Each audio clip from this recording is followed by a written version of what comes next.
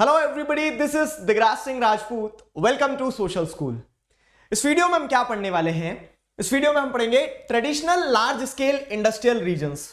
Traditional large scale industrial regions, देखो नाम से क्या समझ में आ रहा है कि आप जैसे देखेंगे ना, जो आप मैन्युफैक्चरिंग यूनिट्स की बात कर रहे हैं, लार्ज स्केल मैन्युफैक्चरिंग यूनिट्स की बात कर रहे हैं, तो आज आपको कुछ नए यूनिट्स भी देखने को मिल रहे हैं, जैसा मैंने आपको on the basis of size बताया था। ठीक है, क्या आपको हाईटेक मैन्युफैक्चरिंग यूनिट्स भी देखने को मिल रहे हैं, जो रिसेंटली क्या है, वेस्टर्न वर्ल्ड में जो पैसा डेवलप हो गया, उन्होंने डेवलपिंग कंट्रीज में इन्वेस्ट करके लार्ज स्केल पे क्या कर दिया है, कह सकते हैं लार्ज स्केल पे मैन्युफैक्चरिंग यूनिट्स को स्टैब्लिश करना स्टार्ट कर दिया है। लेकिन इसके पहले जो कह सकते हैं ना, organically large scale manufacturing units grow हुए थे, जो ट्रेडिशनली ग्रो हुए थे, तो मोस्ट ऑफ द टाइम कहां ग्रो हुए थे? ये तो डेवलप्ड कंट्रीज जो आज है, जैसे वेस्टर्न यूरोप हो गया, यूएसए हो गया, वहां पे। ठीक है, तो उन्हीं traditional large scale industrial regions के बारे में हम यहां पे पढ़ने वाले हैं, समझने वाले हैं।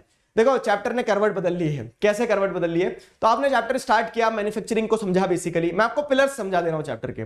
फाइन, आपने क्या किया, चैप्टर को स्टार्ट किया तो एक बेसिक इंट्रो में समझा कि आखिरकार मैन्युफैक्चरिंग है क्या। ठीक है, मैन्युफैक्चरिंग है क्या, आपने ये समझा।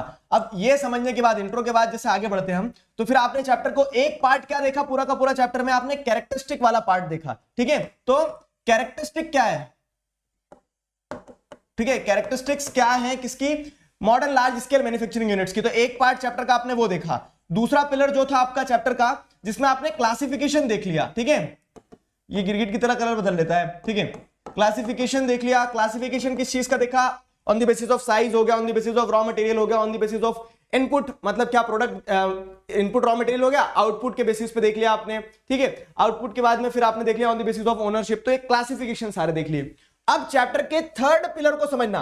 देखो जो बच्चे बोलते हैं सर चैप्टर बड़ा है, छोटा है, ये है वो है, तो मैं आपको सिंपल सी चीज बता रहा हूं, कुछ भी वैसा नहीं होता है जैसा दिखता है। ठीक है, जैसा हम देखना चाहते हैं वैसा बन जाता है। तो वही चीज आपको यहां पे ध्यान रखना है कि चैप्टर को हम ऐसे मुट्ठी में 3 पिलर्स में बांध सकते हैं। बस सिंपल इंट्रोडक्शन देख लिया, कैरेक्टरिस्टिक वाला पार्ट, क्लासिफिकेशन वाला पार्ट, और तीसरी चीज जो है तो traditional large scale manufacturing units जो है उनके बारे में हम देखेंगे। ठीक है, traditional large scale manufacturing regions जो है, कहां कहां ट्रेडिशनली लार्ज स्केल इंडस्ट्रीज जो है, मैन्युफैक्चरिंग इंडस्ट्रीज जो है वो ग्रो हुई है, वो समझेंगे। ये तीसरा पिलर है आपका। समझ में आई मेरी कहानी? तो इस तरह से क्या है, चैप्टर को आपने सिंपल क्या कर लिया, कुछ पॉइंट्स में कवर कर लिया। फाइन, तो अब हम वही पढ़ने वाले हैं, समझने वाले हैं। उससे पहले एक इंपॉर्टेंट चीज क्या है कि टेलीग्राम चैनल की लिंक जो है ये आपको डिस्क्रिप्शन में मिल जाएगी, तो टेलीग्राम चैनल जरूर से ज्वाइन करना। यहां पर आपको क्या मिलते रहेंगे, सारे अपडेट्स मिलते रहेंगे, कब कौन सा सेशन आने वाला है, क्या आने वाला है। अगली चीज ये है कि अनअकैडमी ऐप जो है वो आप जरूर से डाउनलोड कीजिए। ठीक है, अनअकैडमी ऐप पर आपको बहुत सारे एक्साइटिंग फीचर्स मिलेंगे, जैसे पीडीएफ मिल जाएगा, जैसे आप देखेंगे तो क्या है कि 1-to-1 आप क्या कर सकते हैं, स्पेशल क्लास में कनेक्ट हो सकते हैं, अपने डाउट्स पूछ सकते हैं, और ये चैप्टर के नोट्स तो मिलेंगे, ओपन हाउस सेशन होता है, मतलब बहुत कुछ है, मुझे याद ही नहीं आता, इतना सारा रहता है। ठीक है, तो ये सारे फीचर्स को आप क्या कर सकते हैं, एक्सप्लोर कर सकते हैं अनअकैडमी ऐप पर using the code DIGRAJ Digraj. ठीक है, तो please do download the Unacademy app and explore all these amazing features. Clear हुआ? चलिए, ये हो गया। अब यहां से अगर स्टार्ट करें तो traditional large scale industrial region जो है ना, तो these are based on heavy industry often located near coal fields and engage in metal smelting, heavy engineering, chemical manufacturing और टेक्सटाइल प्रोडक्शन। ठीक है, तो अगर आप ट्रेडिशनल इंडस्ट्रीज को देखोगे ना, तो ट्रेडिशनल इंडस्ट्रीज में ऐसे नहीं है कि कोई सॉफ्टवेयर डेवलप कर रहे हैं। ट्रेडिशनल इंडस्ट्रीज जो थी तो वो बेसिकली क्या देखने को मिलता है, ट्रेडिशनल इंडस्ट्रीज जो थी तो मेटल स्मेल्टिंग वगैरह पर बेस्ड थी, कि मेटल से काम किया जा रहा है। ठीक है, हैवी इंजीनियरिंग वगैरह पे डिपेंडेंट थे, वो क्या कि कुछ बड़े बड़े मशीन्स वगैरह बनाए जा रहे हैं। टेक्सटाइल इंडस्ट्रीज हुआ करती थी, केमिकल मैन्युफैक्चरिंग वगैरह किया जाता था। तो ट्रेडिशनल इंडस्ट्रीज इसी लैंडस्केप के आजू बाजू इवॉल्व हुई है। ठीक है, इन्हीं कह सकते हैं नीश में वो ग्रो करी है। समझ में आया?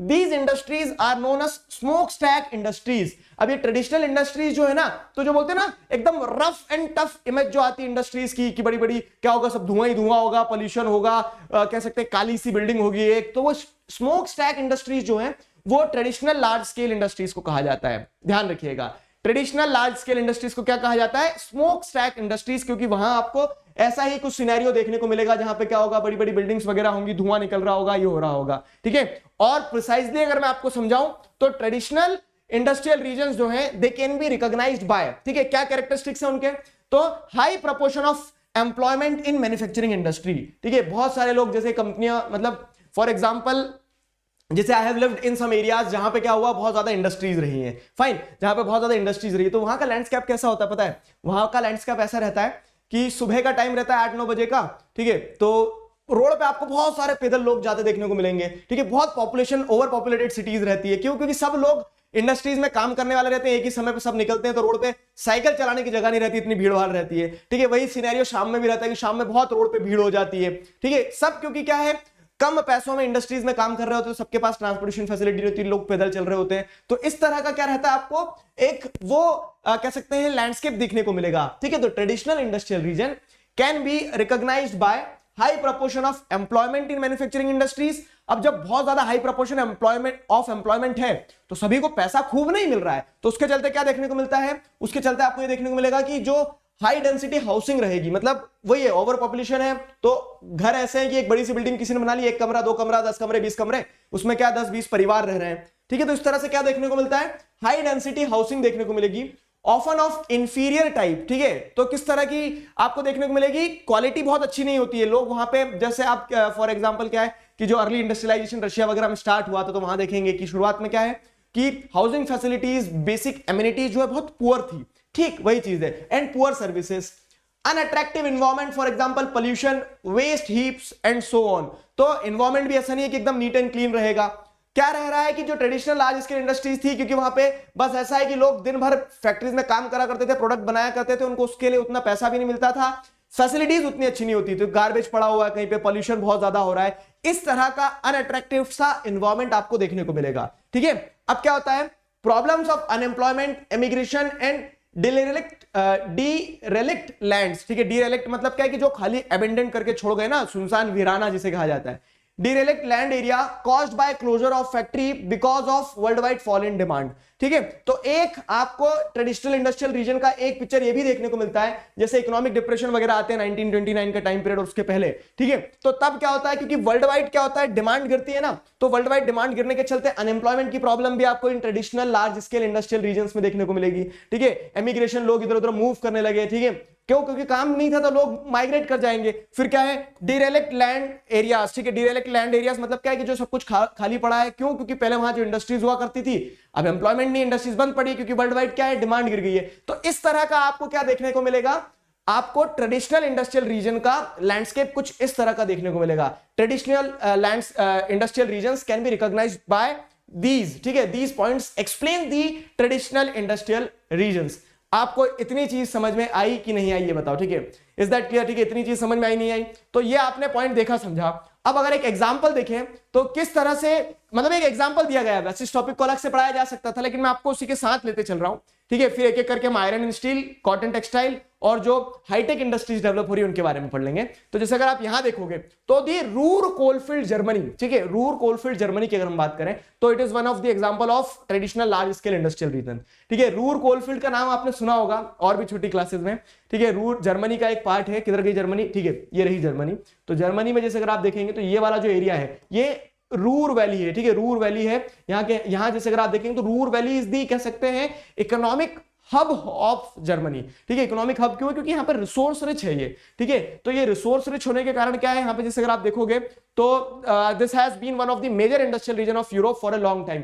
सिर्फ जर्मनी का नहीं, यूरोप का ही एक मेजर इंडस्ट्रियल रीजन की तरह ये इमर्ज होकर आया है, एक traditional large scale industrial reason रहा है पूरे के पूरे यूरोप का, ठीक है। यहां क्या था ऐसा, तो यहां पे आपको कोल भी मिल जाएगा, आयरन भी मिल जाएगा, स्टील भी मिल जाएगा, ठीक है। तो coal and iron and steel form the basis of the economy, but as the demand for coal declined the industry started shrinking.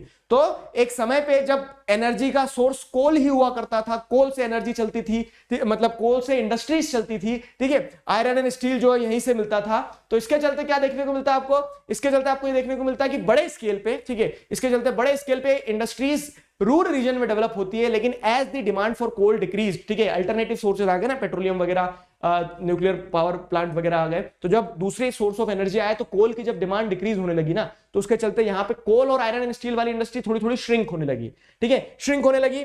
Even after the iron ore was exhausted the industry remained, ठीक है, using imported ore brought by waterways to the Ruhr, ठीक है। अब क्या हो रहा है कि एक समय ऐसा भी आता है ना जैसे ओर है वहां पे, तो उस ओर को आप एक्सट्रैक्ट करोगे, एक्सट्रैक्ट करोगे, एक्सट्रैक्ट करोगे, एक्सट्रैक्ट करते जाओगे, लेकिन एक समय पे वो ओर खत्म हो जाएगा। तो यहां पे वही पॉइंट बताएगा क्या कि even after the iron ore was exhausted the industry remained using imported ore brought by the waterways to the Ruhr. लेकिन इंडस्ट्रीज फिर भी सर्वाइव कर गई, क्योंकि जैसे अगर आप देखेंगे तो ये नॉर्थ सी हो गया, तो ये वाटरवेज के थ्रू क्या होता है यहाँ पे पहुंचा दिया जाता था आयरन ओर दूसरी जगह से, जैसे यूएसए वगैरह से आयरन ओर इंपोर्ट कर लिया जाता था जर्मनी में, ठीक है। तो आयरन ओर एग्जॉस्ट हो गया, उसके बाद भी कुछ समय तक इंडस्ट्रीज चलती रही, ठीक। लेकिन क्या होता है, the Ruhr region is responsible for 80% of Germany's total steel production. तो समझना यहाँ पे, क्योंकि यहाँ पे कोल अवेलेबल था, ट्रेडिशनली इंडस्ट्रीज यहां डेवलप हुई थी, तो आयरन ओर खत्म होने के बाद भी industries somehow manage to survive by importing iron ore, और उसी सेंस में जैसे देखें तो 80% of Germany's total steel production जो है वो रूर रीजन से निकल के आता है, ठीक है। जैसे हमारी कंट्री में आप देखेंगे तो छोटा नागपुर प्लेट्यू वाला जो रीजन है वो एक इंपॉर्टेंट रोल प्ले करता है, वैसे यहां पे आप देखेंगे तो जर्मनी में, यूरोप में Ruhr region iron steel production के लिए बहुत इंपॉर्टेंट रोल प्ले करता है। अब देखो क्या है situation in Ruhr coalfields right now, Ruhr coalfields की बात करो, रूर इंडस्ट्रियल रीजन की बात कर लो, तो अब क्या सिचुएशन है, तो Ruhr region is responsible for 80% of Germany's total steel production, ठीक है, गुड। उसके बाद अगली क्या है कि changes in industrial structure have led to decay of some areas and there are problems of industrial waste and pollution. लेकिन अब over the period of time क्या देखने को मिल रहा है आपको, over the period of time आपको ये देखने को मिल रहा है कि जैसे जैसे बदलाव आ रहा है, ठीक है, किस चीज में बदलाव आ रहा है, इंडस्ट्रियल स्ट्रक्चर में। इंडस्ट्रियल स्ट्रक्चर में मतलब क्या है कि अब कोल और आयरन एंड स्टील इंडस्ट्री जो है आज भी सिग्निफिकेंट रोल प्ले करती है, लेकिन रूर रीजन की जब कोल और iron and steel industries decline होते चले गई, वहां पे दूसरी इंडस्ट्रीज आने लगी, इंडस्ट्रियल स्ट्रक्चर में जब बदलाव आने लगा ना, this led to decay of some areas, ठीक है। इसके चलते क्या है, कुछ एरियाज में डीके आपको देखने को मिला, and there are problems of industrial waste and pollution. Industrial waste और इंडस्ट्रियल पोल्यूशन की प्रॉब्लम्स आपको सामने निकल के आने लगी, ठीक है। इंडस्ट्रियल वेस्ट, इंडस्ट्रियल पोल्यूशन की प्रॉब्लम कैसे सामने निकल के आने लगी ये समझो यहां पे। तो the future prosperity of the Ruhr is based less on products of coal and steel for which it was initially famous and more on the new industries like the huge Opel car assembly plant, new chemical plants, universities, ठीक है। तो यहां पे जो future prosperity की बात की जा रही है रूर रीजन की, तो देखो मैंने बताया ना इंडस्ट्रियल स्ट्रक्चर में चेंज आया, तो अब क्या हो रहा है कि अब कोल और स्टील पे उतना ज्यादा फोकस नहीं दिया जा रहा है, अब फोकस दिया जा रहा है किस चीज पे, आप जैसे देखें इनिशियली मतलब रूर फेमस तो उसी से हुआ है, लेकिन अब वो क्या करने लगा है, आप जैसे देखेंगे तो नई इंडस्ट्रीज जैसे huge Opel car assembly plant, आपने जर्मन कार्स के बारे में सुना होगा, सुपर कार्स, कार कहना अपमान होगा, जर्मन सुपर कार्स के बारे में। तो क्या हो रहा है कि इंडस्ट्रियल स्ट्रक्चर में ऐसे चेंज आया कि वो आयरन और स्टील प्रोडक्शन से हटके अब क्या है, कार असेंबली प्लांट हो गया जैसे ओपेल का, ठीक है। फिर उसके बाद में क्या है, न्यू केमिकल प्लांट्स हो गए, यूनिवर्सिटीज वगैरह आ गई, एजुकेशन के पर्सपेक्टिव से भी बहुत सारे इंडियंस जो जर्मनी जाने लगे, ठीक है। तो अब ये सारे बदलाव आ रहे थे। Out of town shopping centres have appeared resulting in new Ruhr landscape, ठीक है। Out of town shopping centres मतलब क्या, बड़े बड़े शॉपिंग सेंटर्स वगैरह, ठीक है। ये इंडस्ट्रीज का दूसरे इंडस्ट्रियल स्ट्रक्चर का चेंज होने के बाद में नई नई इंडस्ट्रीज का आना, इसके चलते अब क्या देखने को मिल रहा है कि न्यू रूर लैंडस्केप आपको देखने को मिलेगा। What do you understand by new Ruhr landscape, question बनता है अगर, तो आप बताना कि जिस तरह से इंडस्ट्रियल स्ट्रक्चर चेंज हुआ है, ठीक है, कोल और स्टील जिस चीज के लिए पहले रूर फेमस था उसकी सिग्निफिकेंस कम होके दूसरी अल्टरनेटिव इंडस्ट्रीज के आ जाने से आप क्या देखेंगे कि रूर रीजन का लैंडस्केप चेंज हो गया, and now it is being recognised as new Ruhr landscape, ठीक है। न्यू रूर लैंडस्केप की तरह उसे रिकॉग्नाइज किया जाता है। समझे मेरी बात को, ठीक है, समझे कि नहीं समझे। तो इस तरह से क्या होता है, ये traditional large scale industrial region का एक आपको बेसिक आइडिया दे दिया। अब iron and steel industries traditional large scale industry में आती है, कहां है क्या है वो हम नेक्स्ट वीडियो में पढ़ेंगे। वैसे ही कॉटन टेक्सटाइल पढ़ेंगे, वैसे ही हाईटेक इंडस्ट्रीज जो ट्रेडिशनल नहीं है, मॉडर्न लार्ज स्केल इंडस्ट्रीज का पार्ट है, वो भी सब्सिक्वेंट वीडियोस में एक एक करके पढ़ते चलेंगे। तो उम्मीद करता हूं यहां तक चीजें आपको समझ में आई है। तब तक के लिए stay connected, keep learning, signing off with this, together we can, we will, thank you very much.